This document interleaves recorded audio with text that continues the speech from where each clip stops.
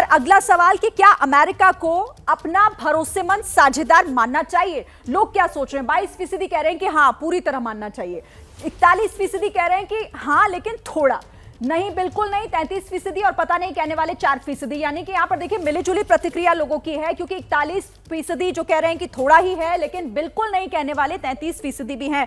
जल्दी से अगला सवाल भी आपके सामने रख दूं, प्रधानमंत्री नरेंद्र मोदी के इस दौरे से जुड़ा हुआ कि मोदी इस दौरे में नेताओं से ज्यादा आखिर इन्वेस्टर से क्यों मिले, निवेशकों से क्यों मिले, ज्यादा निवेश लाने के लिए 51% कह रहे हैं, 21% कह रहे हैं कि यहां पर जिस तरीके से कि लोगों से मिल रहे हैं, कुछ नेता विरोध कर रहे हैं इसीलिए दूर रहे, पता नहीं कह रहे हैं कि 28%, लेकिन 51% ज्यादातर हिस्सा ये मानते हुए कि ज्यादा निवेश आए इसीलिए निवेशकों से मिल रहे हैं। अबे दुबे जी, कोशिश तो की जा रही है कम से कम, और लोग भी ऐसा मान रहे हैं।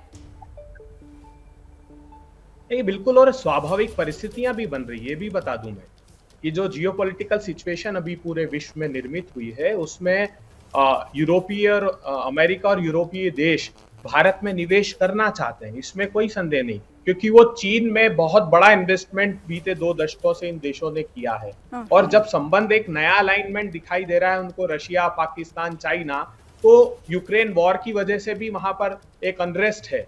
लेकिन क्या हम तैयार हैं? ये बात तो हमको करनी पड़ेगी कि क्या भारत इन इन्वेस्टमेंट्स के लिए तैयार है। तो मैं कहता हूं कि एक ऐसा प्रगतिवादी सोच का नेता भारत के भविष्य के लिए चाहिए, जो भारत में वातावरण मैन्युफैक्चरिंग सेक्टर के लिए बना सके। जैसे राहुल गांधी जी शुरू से कह रहे हैं कि हमारी बैकबोन थी एमएसएमई, 60 लाख एमएसएमई परमानेंट बंद हुए हैं, तो बिजनेस के लिए अच्छा एनवायरनमेंट हो। इसलिए खास करके क्योंकि 40% एक्सपोर्ट में एमएसएमई का कंट्रीब्यूशन है और मैन्युफैक्चरिंग आउटपुट 45% है उसका, तो हमको एक अच्छी अप्रोच लेनी चाहिए थी, उसमें सरकार असफल रही। तो मुझे लगता है कि एक ऐसा नेतृत्व देश के सामने होना चाहिए। इस बात पर संशय है कि हम निवेशकों को ले भी आए तो उसको बुना नहीं पाएंगे, ये आप 2 बार कह चुके हैं शो में। प्रेम शुक्ला जी, मतलब उसकी तैयारी है या नहीं है सरकार की? क्योंकि कांग्रेस को तो भरोसा नहीं है कि आप लोग तैयार हैं, निवेशक आ भी जाएं तो भी।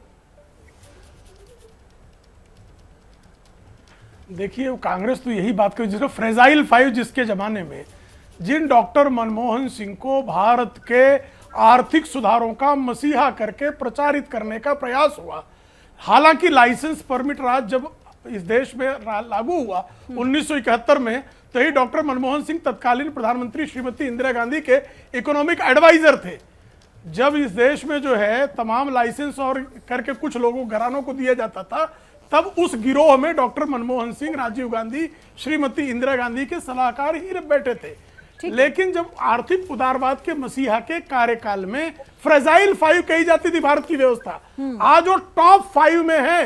और P5 के नेताओं को भी अमेरिका के संसद में, अमेरिका की शासन तंत्र में जिस तरह का स्वागत संभव नहीं हुआ है आज उस तरह का स्वभाव आदरणीय नरेंद्र मोदी जी को मिल रहा है।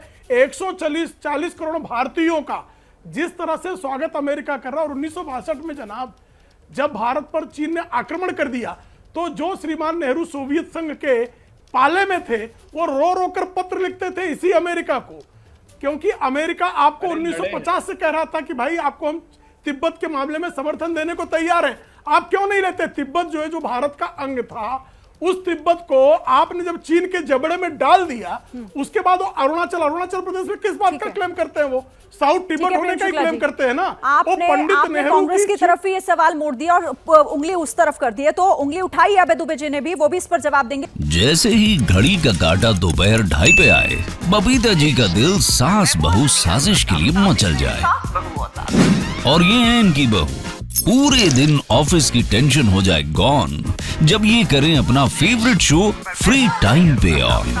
इनकी तरह आप भी देखिए अपना फेवरेट शो अपने टाइम पर और डाउनलोड कीजिए एबीपी लाइव ऐप अपने स्मार्ट टीवी पर।